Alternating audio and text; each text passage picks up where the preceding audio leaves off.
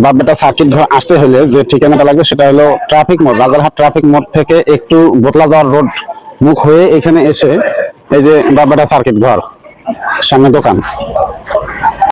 আমি নাট্যকর্মী রঞ্জু। আজকে হচ্ছে এই যে বাপ্পাটা সার্কিট ঘর অ্যান্ড মোবাইল সার্ভিসিং সেন্টারে আসছি। এনাদের শোরুমে, সেটা আমার কাছে শোরুমে মনে হচ্ছে, কারণ এত মোবাইল, একটা পুরাতন সব মোবাইল কিন্তু এত সুন্দর করে সাজানো গোছানো।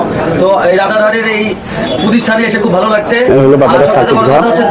আমাকে চেনেন আপনারা, অবশ্যই এনাদের আপনাদের কোনো ফোনের যদি কোনো সমস্যা হয়, ডিসপ্লে অনেক সমস্যা কিন্তু হয় আমাদের। তো এই যে এত প্রোডাক্ট আছে, এই যে মোবাইলের ডিসপ্লে থেকে শুরু করে সার্কিট সব কিছু আপনাদের এখানে পাওয়া যাচ্ছে। আমরা যে স্মার্টফোন চালাই বা বাটন ফোন চালাই, আপনার ফোনে কিন্তু সমস্যা হয়, ডিসপ্লে, স্পিকার, চার্জার, অনেক কিন্তু সমস্যা হয়। সেই সমস্যার সমাধান করে দেওয়ার জন্য বাপ বেটা সার্কিট ঘর অ্যান্ড মোবাইল সার্ভিসিং সেন্টারে আপনারা ভালো সার্ভিস পাবেন। চলে আসবেন রাজারহাট হাজি মার্কেটে চলে আসবেন, অবশ্যই ভালো সার্ভিস পাবেন। যদি ভালো সার্ভিস না পান, দু একজন আমার ফলোয়ারও হয়তো ভিডিওটা দেখবেন, আমার পোস্টে গিয়ে কমেন্ট করবেন যে ভাই বাপ বেটা সার্কিট ঘরে মোবাইল সার্ভিসিং আমরা ভালো পাই নাই, আমাকে কমেন্ট করবেন। ভাইকে আমি সরাসরি ফোন করে বলবো যে ভাই সার্ভিসিং ভালো করতে হবে। আপনার বাবার সঙ্গে একই জায়গায় এক প্রতিষ্ঠানে আপনারা দুইজন থাকেন, মানে বাবার কাছে আর কি পারমিশন নেওয়ার আছে যে আপনি কি চান বলেন?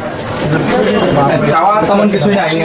আমার বাবা যে এত বড় একটা প্রতিষ্ঠান দিয়েছে, তার নিজের প্রতিষ্ঠিত দোকানে যে আমি কাজ করতে পারতেছি, আমার বেকার সময় যেটা লেখাপড়ার পাশাপাশি যে অযথা সময়গুলো বেঁচে থাকে, সেই সময়গুলো বাজে আড্ডা না দিয়ে আমি এখানে সময়টাকে কাজে লাগাতে পারতেছি, এটাই আমার কাছে অনেক কিছু চাওয়া। মোবাইল আছে, বাটন ফোনগুলো, ডিসপ্লে, স্পিকার সবকিছু আছে, মানে এটার বাইরে নতুন ফোন কেনা মানে বিক্রি করার কোনো আশা আছে নাকি? নতুন ফোন বিক্রি করা সেটা ভবিষ্যতে চেষ্টা করবো, যে যেন দোকান আস্তে আস্তে ধীরে ধীরে যখন বড় হবে তখন আর কি নতুন ফোন বিক্রি করার চেষ্টা করব। তাছাড়াও এই দোকানের একটা মূল উদ্দেশ্য আছে, নষ্ট ভাঙা যে ফোনগুলো আছে, ফেলে দেওয়া ফোনগুলো, সেগুলো কিন্তু ক্রয় করা হয়।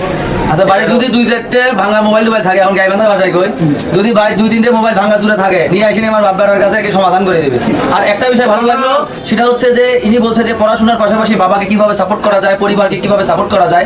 আসলে আমিও একজন এনার মতো, এনার বয়সের মতো আমারও বয়স, তো এনাকে দেখেও কিছু শেখার আছে। আপনারা অনেক ইয়ং জেনারেশন ভিডিওটা দেখছেন, তো আসলে আমাদের বাবা মারা যে পরিমাণ কষ্ট করে, তাদের এই কষ্টের সময় যদি তাদেরকে পড়াশোনার